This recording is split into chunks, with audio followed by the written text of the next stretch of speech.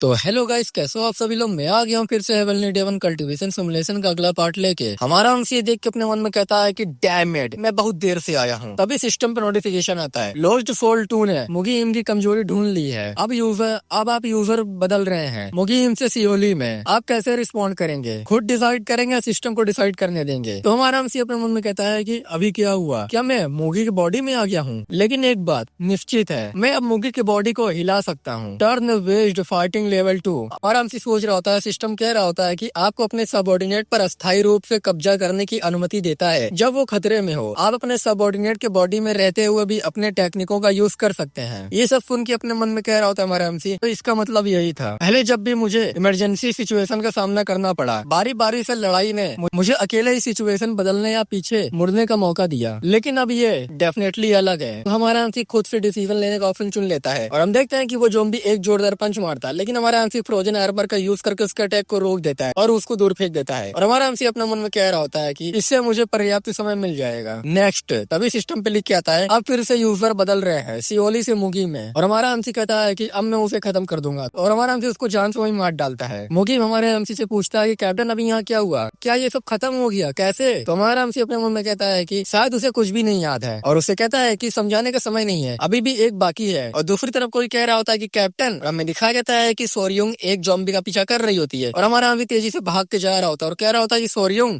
उसे रोकने के लिए अपने डिवाइन वेपन से लंबी दूरी का हमला करो, अगर तुम उसे रोक दोगे तो मैं बाकी काम कर लूंगा। तो सोरियोंग भी कहती है कि ठीक है कैप्टन। लेकिन तभी हमें दिखाया जाता है कि उस ज़ॉम्बी के सामने एक बंदा आ जाता है और उसको बाल से पकड़ लेता है। तो हमारा हमसे भी देखता है और कहता है कि वो कौन है। और हम देखते हैं कि वो ज़ॉम्बी अपने आप को सेल्फ डिस्ट्रक्शन कर रहा होता है। तो हमारा हमसे कहता है कि अरे ध्यान से, वो विस्फोट करने जा रहा है। और हम देखते हैं कि वहाँ एक जोरदार धमाका होता है। वहाँ योरीम और जोक्संग आते हैं और वो लोग कहते हैं कि अभी वो कौन था, क्या वो मर गया। तो हमारा हमसे कहता है कि नहीं। जब हमें उस बंदे को दिखाया जाता है, वो जो धुआं से निकल रहा होता है और वो लोग कह रहे होता है कि वो अभी भी जिंदा है। मुगी माता और कहता है कि ओ ये तो वही है। तो हमारा हमसे कहता है कि क्या तुम इसे जानते हो। तो वो बोलता है कि हाँ सर, इसका नाम यूपे है, ये ब्लड रेनफोर्ड मास्टर है। तो हमारा हमसे उससे कहता है कि अरे वो कौन हो सकता है। तो मुगीम कहता है कि वो दूसरे डिसाइपल मायू का दाहिना हाथ है, साथ ही वो मायू के मेन सेना की ब्लड वॉरियर यूनिट के हेड भी थे। जहाँ तक कि उसकी मार्शल आर्ट स्किल की बात है, वो एक सुप्रीम डेमन है। तो हमारा हमसे कहता है कि एक master supreme demon skill, blood warrior इकाई का हर एक सदस्य सुप्रीम वॉरियर है। उनके कैप्टन या तो एडवांस मास्टर है, यहाँ तक कि एक ट्रांसेंडेंट मास्टर और ब्लड रेनफोर्ड मास्टर उनके कमांडर है। ये वही है जो आधिकारिक तौर पर डेमन कल्ट में 14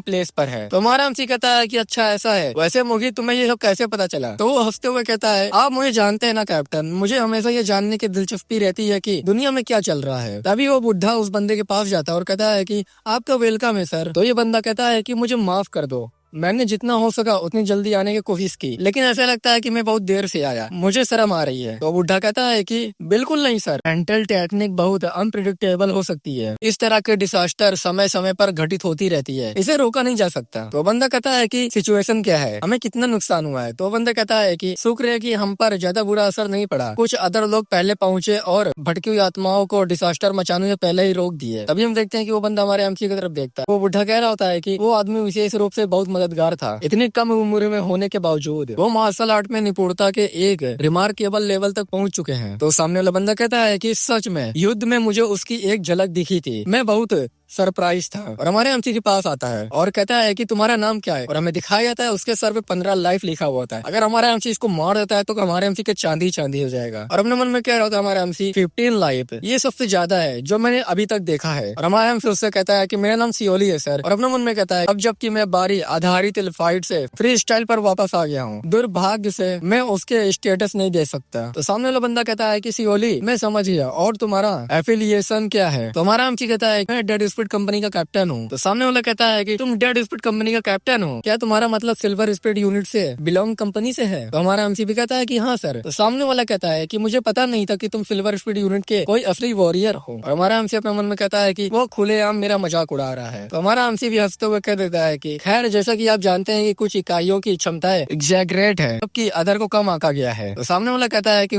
मुझे लगता है कि तुम्हारी बात सही है। दूसरी बात यह है कि गोदाम में जमे हुए ज़ॉम्बी और खोई आत्माओं को अलग अलग अलग पहचानना आसान नहीं था। तुमको कैसे पता चला कि कौन सा क्या था? तो हमारा एमसी अपने मन में कहता है कि मैं उसे लाभों के बारे में नहीं बता सकता, इसलिए मुझे कुछ ना कुछ बहाना बनाना पड़ेगा। और हंसते हुए उससे कहता है कि मैं सच में उन्हें अलग नहीं बता सकता सर, मैंने बस उन सभी को निशाना बनाया जो खतरनाक दिख रहे थे और उन पर निशाना लगा दिया। तो सामने वाला कहता है हमारी एबिलिटीज को देखते हुए मुझे लगता है कि उन्हें अलग अलग बताने की जरूरत नहीं है। तो हमारा हमसे अपने मन में कहता है कि किसी रीजन मुझे ये आदमी पसंद नहीं है। तो सामने वाला कहता है कि सियोली, क्या तुम हमें ज्वाइन करने में क्यूरियस हो? तभी सिस्टम पे नोटिफिकेशन आता है, यू पाए ब्लड रेंसवर्ड आपको ऑफर दे रहा है ज्वाइन करने के लिए। कि आप च्योनमा के सेकंड डिसाइपल मायू के लिए काम करना चाहेंगे, हाँ या नहीं? और सामने वाला कहता है कि मुझे टैलेंटेड लोग पसंद है, विशेषकर अगर उनमें तुम्हारी तरह प्रतिभा के अनुरूप साहस हो। सिस्टम पे लिखा हुआ होता है अगर आप अपनी संबंध गोनमा से मायू में बदलते हैं, मेन कहानी गोनमा द्वारा प्रस्तुत 3 रास्तों में से बदलकर मायू द्वारा प्रस्तुत 2 रास्तों में बदल जाएगी। ये सब देख के हमारा एमसी कहता है कि अब ये क्या बकवास है, काम वो भी माहू के लिए। क्या मुझे इस तरह से संबंध बदलने की जरूरत है? मैं ये जानने के लिए क्यूरियस हूँ कि मायू द्वारा प्रस्तुत 2 रास्ते क्या हो सकते हैं, लेकिन मायू पहले से ही डेमन कल्ट में स्ट्रॉन्ग से स्थापित है। मुझे नहीं लगता कि अगर मैं उनके लिए अब काम करने जाऊं तो क्या कर पाऊंगा। इसके अलावा मैंने हमेशा ये मान लिया था कि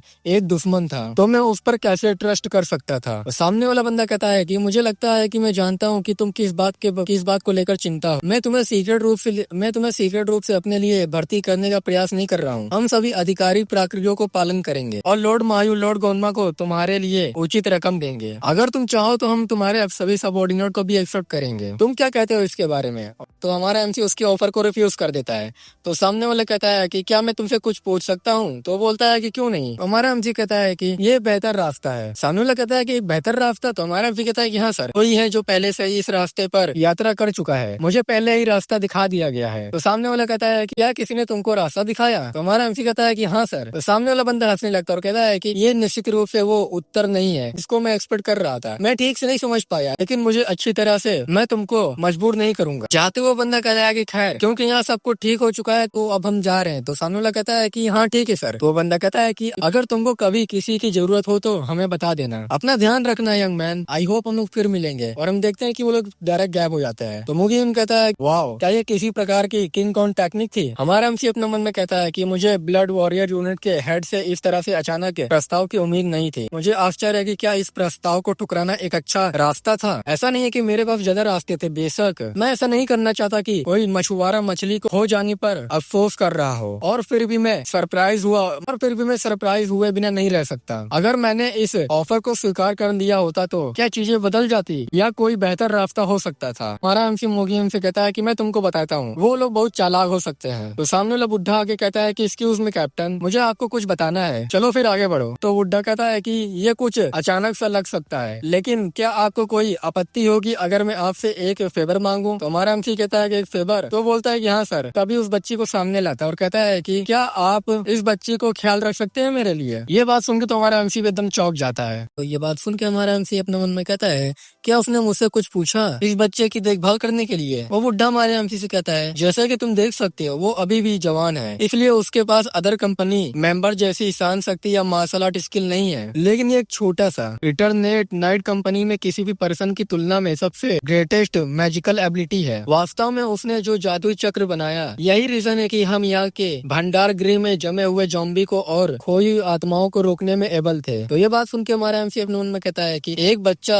जो मुश्किल से 10 साल का दिखता है वो कैसे ऐसे पावरफुल मैजिक सर्कल बना सकता है। बुढ़ा हमारे एमसी से कहता है कि मैं अब तक उसे 1800 नाइट कंपनी की और से ट्रेनिंग दे रहा था। मुझे लगता है कि जब वो बड़ी हो जाएगी तो उसमें डेमन कल्ट की सबसे बड़ी जादूगरनी बनने की एबिलिटी होगी। न केवल वो कुछ मेंटल टेक्निक जानती है, लेकिन वो सभी प्रकार के अजीब और आकर्षक मैजिक भेषों से भी संपन्न है। मुझे यकीन है कि वो आपकी बहुत मदद करेगी कैप्टन। तो हमारा एमसी कहता है कि मैं ये समझ नहीं पा रहा हूँ कि तुम ये सुझाव क्यों दे रहे हो कि मैं उसकी देखभाल करूँ। अगर वो इतनी प्रतिभाशाली है तो क्या इंटरनेट नाइट कंपनी को उसे आगे नहीं बढ़ाना चाहिए? तुम मुझे उसे अपने साथ ले जाने के लिए क्यों कह रहे हो? मैं मंत्रों के बारे में कुछ नहीं जानता। तभी हमारे एमसी से वो बच्ची कहती है कि वेल मुझे ये पता है ये अजीब लगेगा, लेकिन मैंने आपके डेस्टिनी को सेंस किया है। तो हमारा एमसी कहता है कि डेस्टिनी? तो वो लड़की कहती है कि हाँ, और वो बताती है कि जिस तरह आपने बिना किसी हेजिटेशन के ब्लड वॉरियर यूनिट में शामिल होने के ऑफर को रिफ्यूज कर दिया, उससे मैं बहुत इम्प्रेस हुआ और साथ ही आपके सबऑर्डिनेट के आपके प्रति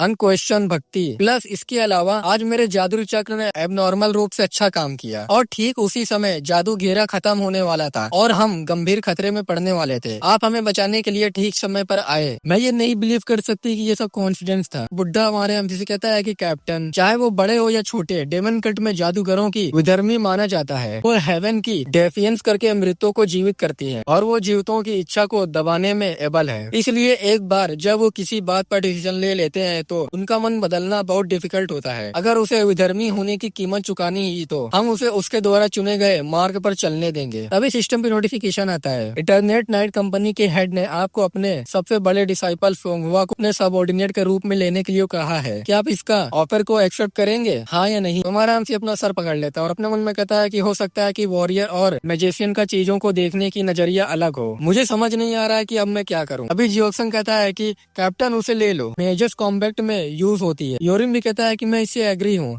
सोचिए मेंटल टेक्निक कितनी पावरफुल है। बड़े पैमाने पर फाइट में हम और ज्यादा पावरफुल होंगे। तो हमारे एमवी सोरियोंग धीरे आवाज में कहती है कि इसके अलावा कैप्टन, इंटरनेट नाइट कंपनी मायू के लिए काम करती है। चाहे बच्चा कितना भी पावरफुल हो, वो उसे एक्सेप्ट करने का कार्य ही हमें उनकी कंपनी के साथ संबंध बनाने की अनुमति देगा। इससे रणनीति रूप से योगी गठबंधन बन सकता है। हमारा हमसे कहता है कि ऑल राइट, ठीक है। तो वो लड़की खुश हो जाती है और हमारा हमसे उसको चुन लेता है। सिस्टम पे लिख के आता है सोंगहुआ की एफिलिएशन इंटरनेट नाइट कंपनी से बदलकर सिल्वर स्पीड यूनिट हो गई है। हमारे हमसे के सामने वो झुक जाती है और कहती है कि मुझे एक्सेप्ट करने के लिए आपका बहुत बहुत शुक्रिया। और सिस्टम पे उसका स्टेट्स दिखाया जाता है। उसका health 30,000, QI 20,000, martial art level, hand to hand combat, level 2 fighting power और अननोन। हमारा एमसी कहता है कि जरूर टीम में तुम्हारा स्वागत है। तभी हमारा एमसी वहाँ से टेलीपोर्ट हो जाता है। हमारे एमसी के शोल्डर पे किसी का हाथ दिखाया जाता है और वो कह रहा होता है कि तुमने अपना मिशन पूरा कर लिया है। इंटरनेट नाइट कंपनी के हेड तुम्हें बधाई देते हैं। तुम सच में सिल्वर स्पीड यूनिट की सबसे बड़ी संपत्ति हो। और हमें दिखाया जाता है ये हुग्गू होता है और हमारा एमसी अपने मन में कहता है ऐसा लगता है कि ये मिशन सक्सेसफुली पूरा हो गया है। हुग्गू कहता है कि सिल्वर स्पीड यूनिट को तुम्हारे द्वारा दिलाए गए सम्मान के सम्मान में मैं तुमको 2 चीजें उपहार में देना चाहता हूँ, जिससे मैं स्पेशल रूप से सोच रहा था। और उसको एक बुक देता है और कहता है कि ये ले लो, ये एक किताब है जिसका नाम डेमोनिक जेन टेल्स है। ये डेमन कल्ट की मार्शल आर्ट बुक्स में से एक नहीं है। ये कई वर्षों के दौरान दर्ज की गई डेमन कल्ट के बारे में बाहरी वॉरियर की धारणाओं का संग्रह है। सेंट्रल एडमिनिस्ट्रेशन के क्रिम्सन जेड पब्लिशिंग हाउस द्वारा प्रकाशित किया गया था। एक बहुत ही रेयर बुक है। तो हमारा हमसे उससे कहता है कि आउटसाइडर वॉरियर तुम्हारा मतलब उन लोगों से है जो डेमोनिक कल्ट से रिलेटिव नहीं है। इसके बारे में कोई किताब लिखी है? तो ह्यूगो कहता है कि ये सही है और ये बिल्कुल ऑब्जेक्टिव है। यही रीजन है कि ये इतना दुर्लभ है। तुम्हारी अवेकनिंग जितनी गहरी होती जाती है, तुमको दूसरों के दृष्टिकोण और विचारों के माध्यम से खुद को ट्रेनिंग करने की जरूरत और भी जरूरत होती है। मैंने अब तक ये पुस्तक अपने पास ही रखी थी, लेकिन मैं अभी से तुम्हें देना चाहता हूँ। मुझे लगता है कि तुम्हें इसकी जरूरत पड़ेगी। तो हमारा एमसी कहता है कि आपका शुक्रिया और हमारे एमसी को एक और चीज देता है और कहता है कि एक और चीज है, इसे ले लो। इसे इन और यांग का इटर्नल फ्रूट कहते हैं। जब कोई पर्सन मास्टरी लेवल तक पहुँच जाता है, इवेंचुअली वे अपने डेमोनिक प्रकृति द्वारा पोसेस हो जाता है। मुझे यकीन है कि तुम ठीक हो जाओगे, लेकिन इस बात का ध्यान रखना ये किसी दिन यूज होगी। तो हमारा हमसे अपने मन में कहता है कि ये देखते हुए कि डेमोनिक नेचर के लिए अनुपयुक्त माना गया है, प्रोबेबली मुझे इसकी जरूरत नहीं होगी,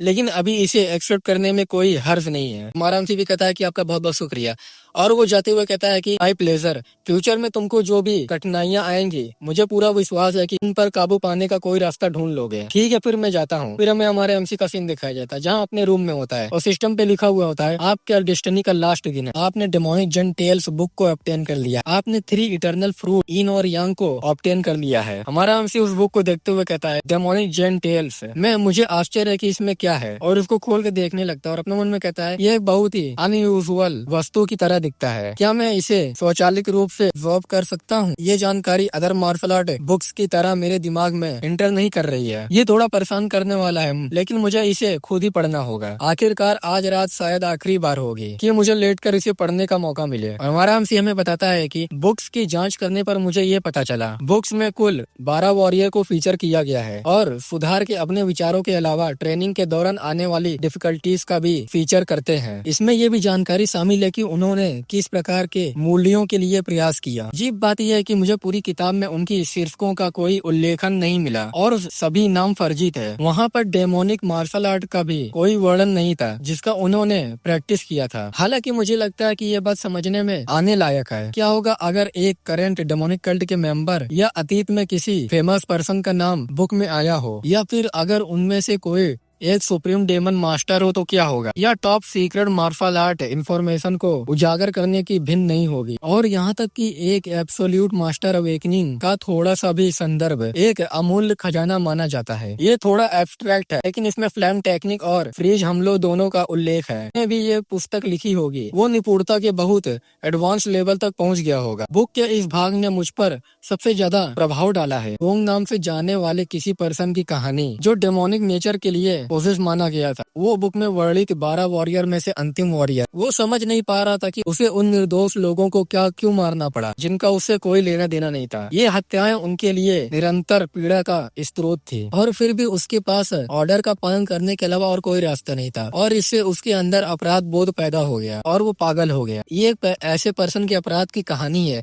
जिसे डेमोनिक नेचर के लिए पोसेस माना गया था। अगर डेमन नेचर को एक्सेप्ट नहीं करते हैं तो डेमोनिक कल्ट में जिंदा रहना डिफिकल्ट है। आराम से अपने रूम से बाहर जा रहा था और वॉक कर रहा होता और बता रहा होता है कि जब तक आप डेमोनिक मार्शल आर्ट का यूज नहीं करेंगे तब तक आप स्ट्रॉन्ग नहीं हो सकते, लेकिन अगर आप ऐसा करते हैं तो आप फाइनली पागलपन की सिचुएशन में पहुंच जाएंगे। ये एक दुविधा है जिसका कोई वास्तविक समाधान नहीं है। गैन की कहानी पढ़ने की विशेष रूप से प्रेरक थी क्योंकि ये मेरी अपनी सिचुएशन से बहुत मिलती जुलती है। गैन ने अपनी सिचुएशन में जो समाधान निकाला, एक सुप्रीम डेमन बनना था। वो मास्टरी के उस लेवल तक पहुंच गया जहाँ उसने डेमोनिक एनर्जी का यूज किया और साथ ही उसे पूरी तरह से कंट्रोल करने भी एबल था। क्या होगा अगर कोई पर्सन खुद पर कंट्रोल रख सके? क्या वो अपने आउटसाइडर इंटर में होने वाले परिवर्तन का पता लगाने में भी एबल होगा? इससे वो सुप्रीम डेमन के लेवल तक पहुंच सकेंगे? ये क्वेश्चन बुक में पूछा गया था। इस कॉन्टेक्स्ट में इंटर का शब्द ब्रह्मांड के प्रत्येक वस्तु से है। वो अपने आसपास की हर चीज में होने वाले परिवर्तन को पढ़ने और इस प्रकार अपर लेवल तक आगे बढ़ने की क्षमता की बात कर रहे हैं। ये एक बहुत ही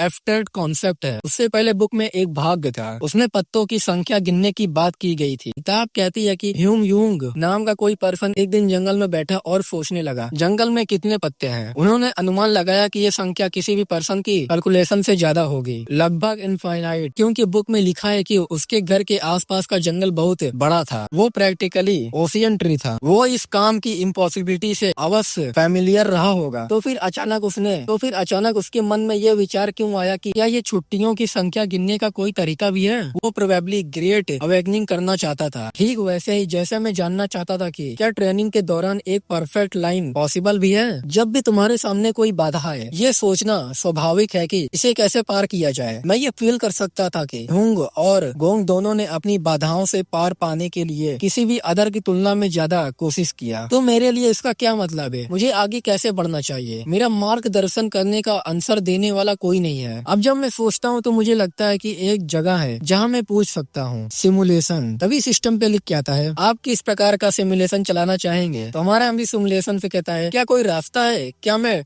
सुप्रीम डेमन के लेवल तक पहुंच जाऊंगा? तो सिस्टम एनालाइज करता है और सिस्टम बताता है कि आंसर नहीं मिल सकता। तो हमारा एमसी भी अपना सर पकड़ लेता है और कहता है, क्या तुम्हारे पास भी मेरे लिए कोई आंसर नहीं है? फिर हमें दिखा जाता है कि ऐसा सुबह हो जाता है और हमारा एमसी भी कहता है कि आप सुबह हो चुकी है, बेहतर होगा कि मैं वापस जाऊं और तैयार हो जाऊं। फिर हमें दिखा जाता है हमारे एमसी ने एक नया कपड़ा पहन लिया होता है और कह रहा होता है कि मैं पूरी तरह से रेडी हूँ, अब टाइम आ गया जाने का। फिर हमारा एमसी अपना शॉप खोलता है और देखने लगता है और सरप्राइज हो जाता है और कहता है कि 1 मिलियन सोना, मैं किसी भी तरह इतना भुगतान नहीं कर सकता। मुझे ये चीजें बहुत पसंद है लेकिन अभी मैं कुछ नहीं कर सकता। फिर हमारा एमसी लीव का ऑप्शन चुन लेता है, लेकिन सामने वाला बंदा कहता है कि मुझे गाइस इसका नाम नहीं पता, आप लोग मुझे कमेंट कर देना। वो मोटा कहता है कि इतनी शर्म की बात है, शायद ऐसा अपॉर्चुनिटी दूसरा ना मिले। तो हमारा एमसी भी अपने मन में कहता है कि उसकी बात सही है, मुझे यकीन नहीं है कि जब मैं मेन स्टोरी की ओर बढ़ूंगा तो मैं मंजुन ग्यूक को देख पाऊंगा या नहीं। ये ऑब्वियसली अत्यंत दुर्लभ डिवाइन वेपन है। ये मेरे लिए ऐसे वेपन पाने का एकमात्र मौका हो सकता है। किसी रीजन से मुझे ऐसा महसूस हो रहा है कि किसी दिन जब मैं किसी इम्पॉसिबल बाधा से टकराऊंगा तो मुझे इस मूवमेंट में लौटना पड़ सकता है। मैं एक्सपीरियंस से जानता हूँ ये घटिया सिचुएशन बिना किसी विशेष कारण के कभी अपॉर्चुनिटी पैदा नहीं करती, लेकिन मैं इस समय इस बारे में कुछ नहीं कर सकता। मैं इस लाइफ में केवल एडवांस लेवल तक पहुंचने का गोल रख सकता हूँ।